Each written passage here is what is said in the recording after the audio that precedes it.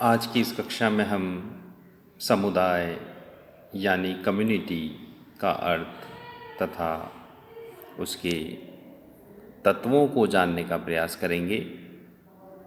साथ ही साथ कुछ विशेषताओं की भी हम चर्चा करेंगे।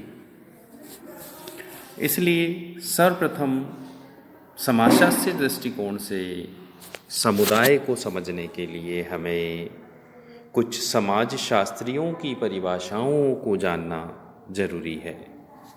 इसके लिए सर्वप्रथम मैं ऑगबन एवं निमकॉफ द्वारा दी हुई परिभाषा की यहाँ चर्चा करूँगा। यह कहते हैं, समुदाय एक सीमित क्षेत्र में सामाजिक जीवन के पूर्ण संगठन को कहते हैं। क्या कहना चाहते हैं ऑगबन एवं निमकॉफ कि एक ऐसे सीमित क्षेत्र में रहने वाले संगठन जो संपूर्ण सामाजिक जीवन से संबंधित हो उसे हम समुदाय कह सकते हैं। इसी प्रकार हम दूसरी परिभाषा जो लेंगे, हम बोगार्डस की परिभाषा को यहाँ ले सकते हैं। बोगार्डस कहते हैं, समुदाय कुछ अंशों में हम की भावना वाला सामाजिक समूह है जो एक निश्चित क्षेत्र में रहता है। यानी बोगार्डस क्या कहना चाहते हैं, सामुदायिक भावना वाला, हम की भावना वाला वह समूह जो निश्चित भौगोलिक क्षेत्र में रहता है, बोगार्डस उसे समुदाय मानते हैं। तो प्रिय विद्यार्थियों, इन दो परिभाषाओं को समझने के बाद आप यह एक मोटा अनुमान लगा चुके हैं कि समुदाय हम किसे कहते हैं। अब अपने शब्दों में हम समुदाय को कैसे परिभाषित कर सकते हैं, कैसे उसका अर्थ बता सकते हैं, यह हम समझेंगे। देखिए, हम कह सकते हैं कि समुदाय एक ऐसा समूह है जो निश्चित भौगोलिक क्षेत्र में रहता है, जिसमें हम की भावना पाई जाती है। उस समूह को हम समुदाय कहते हैं। हम ये भी कह सकते हैं कि समुदाय का स्वतः विकास होता है। यानी दूसरे शब्दों में मैं कहूँ, एक ऐसा समूह जो निश्चित भौगोलिक क्षेत्र में रहता है, जिसमें सामुदायिक भावना या हम की भावना पाई जाती है, जिसका स्वतः विकास हुआ है, तो उसे हम समुदाय के रूप में कह सकते हैं। तो समुदाय के अर्थ को जानने के बाद हम समुदाय के तत्वों की चर्चा करेंगे। समुदाय के जो प्रमुख तत्व विद्वानों ने बताए हैं वह इस प्रकार है। देखिए, सबसे पहले तो आप ये भी जानें कि तत्व हम किसे कहते हैं। तत्व का मतलब होता है जिन चीज़ों से मिलकर वह इकाई बनी है। यानी समुदाय किन से मिलके बना है, जिनसे मिलके बना है वह तत्व है।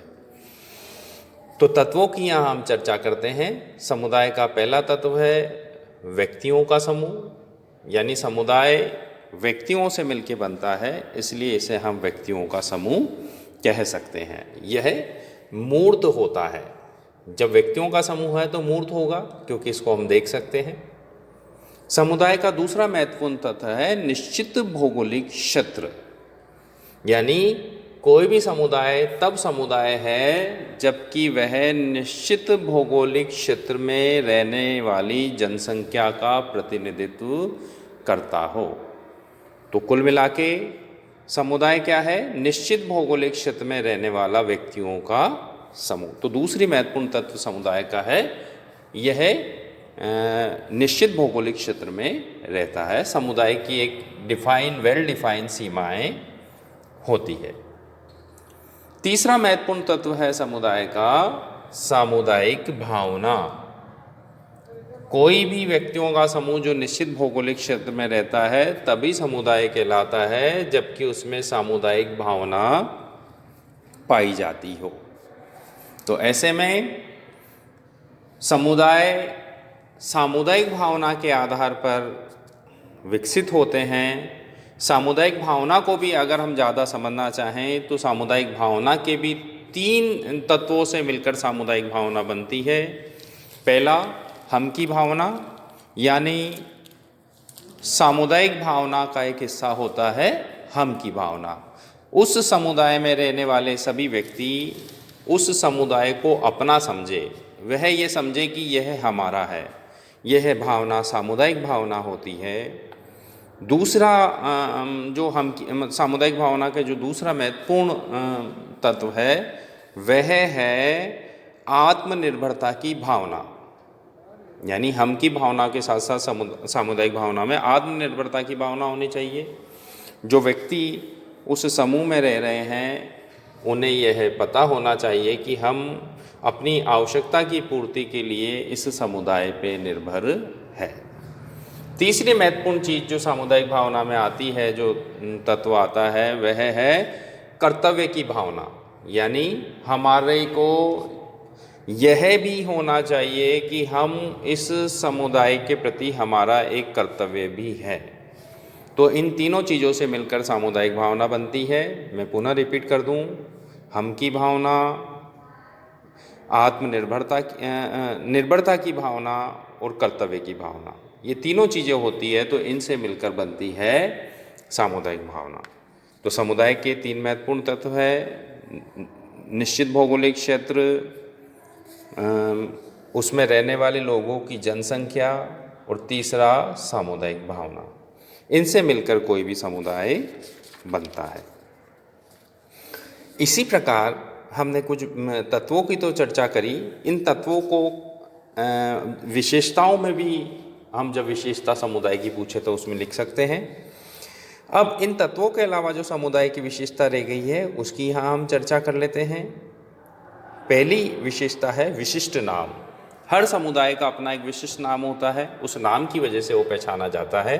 जैसे हमारे गांव और शहर भी एक समुदाय है जिनकी एक निश्चित भौगोलिक सीमा है, जिसमें रहने वाले लोगों में कुछ अंशों तक सामुदायिक भावना भी पाई जाती है। इसी प्रकार अगली महत्वपूर्ण विशेषता है स्वतः जन्म। समुदाय का स्वतः जन्म होता है। अधिकांश समुदाय स्वतः धीरे धीरे विकसित हो जाते हैं, लोग आकर एक स्थान पर रहने लगते हैं, उनमें धीरे धीरे सामुदायिक भावना का विकास हो जाता है। तो इस तरीके से समुदाय का स्वतः जन्म होता है।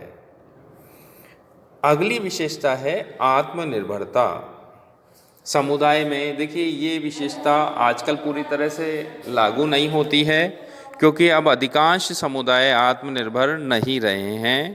पहले जो समुदाय थे सामान्यतः आत्मनिर्भर थे, मगर हमारी आवश्यकताओं के विकास के कारण अब समुदाय आत्मनिर्भर नहीं है। किंतु आज भी कुछ ऐसे समुदाय जैसे जो आदिवासी समुदाय हैं, जो बिल्कुल हमारे आधुनिक विकास और आधुनिक क्षेत्रों से कटे हुए हैं, उन्हें हम आज भी आत्मनिर्भर समुदाय के रूप में मान सकते हैं। अगली विशेषता है समुदाय की सामान्य जीवन। समुदाय में रहने वालों लोगों का जीवन लगभग एक सा कॉमन होता है, इसलिए समुदाय की एक विशेषता सामान्य जीवन भी मानी जाती है।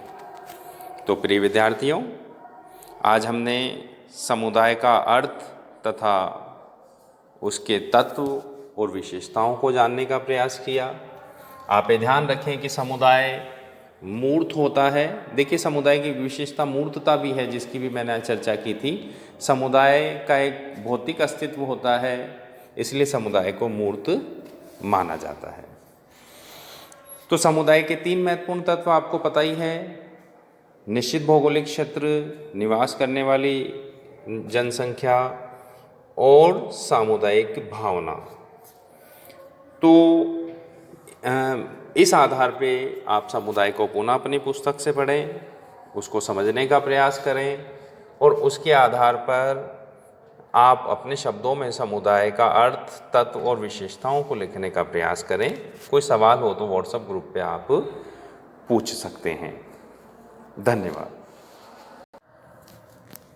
एक बात और मैं आपको कहना चाहता हूँ, यदि आपको समुदाय के उदाहरण के रूप में कोई उदाहरण देना हो तो आप नगर, कस्बे, ग्राम इत्यादि का उदाहरण दे सकते हैं।